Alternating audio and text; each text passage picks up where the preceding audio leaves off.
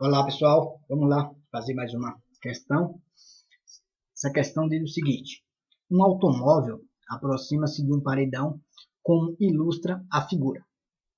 É incorreto afirmar que, letra A, o automóvel está em movimento em relação ao paredão, o paredão está em movimento em relação ao automóvel, o paredão está em repouso em relação ao solo, o motorista está em repouso em relação ao automóvel, mas em movimento em relação à superfície da terra, e o paredão está em repouso em relação ao automóvel. Ok? O que a gente precisa saber? Nós precisamos saber, para identificar se um corpo está em movimento ou em repouso, precisamos entender o que é movimento e repouso, ou seja, saber que movimento e repouso depende do referencial adotado. Por que isso? Porque um corpo pode estar em repouso em relação a um determinado referencial e em movimento em relação a outro referencial. Ok? Vamos ver uma situação real para a gente entender melhor. Aí vocês estão vendo uma imagem da Orla de Salvador. Observe que esse rapaz aqui está em movimento, está andando em relação a essa mulher ou em relação a essa caixa, onde a mulher está vendendo sua cerveja, sua água, seu guaraná, enfim. Nós dizemos que esse homem está em movimento em relação a essa caixa ou o homem está em movimento em relação a esta mulher, ok? Quanto a isso, ninguém duvida, não é verdade? Aqui no estudo da física existe uma diferença, que para o senso comum apenas esse homem estaria em movimento. Mas aqui em física nós dizemos o seguinte, que tanto o homem está em movimento em relação à mulher, ou em relação a essa caixa, como a mulher está em movimento em relação a esse homem. Ou seja, o que é que a gente pode generalizar?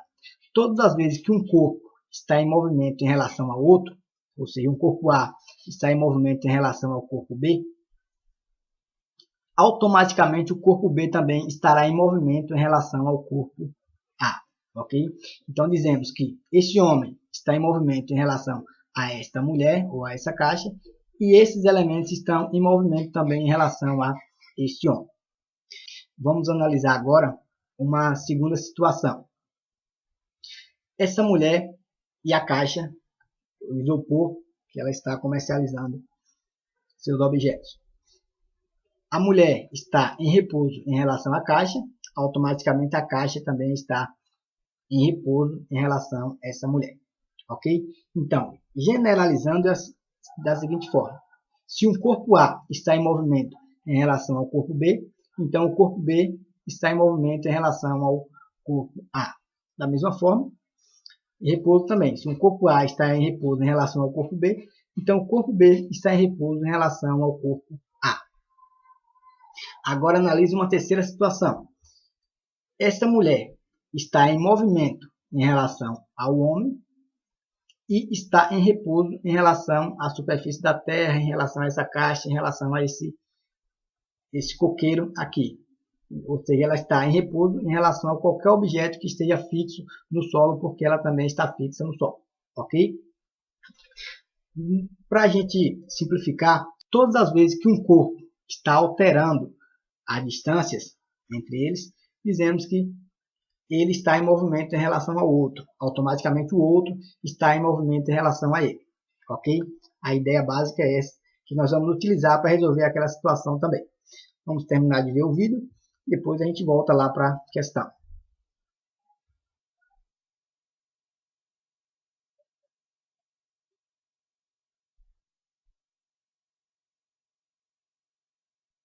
Beleza.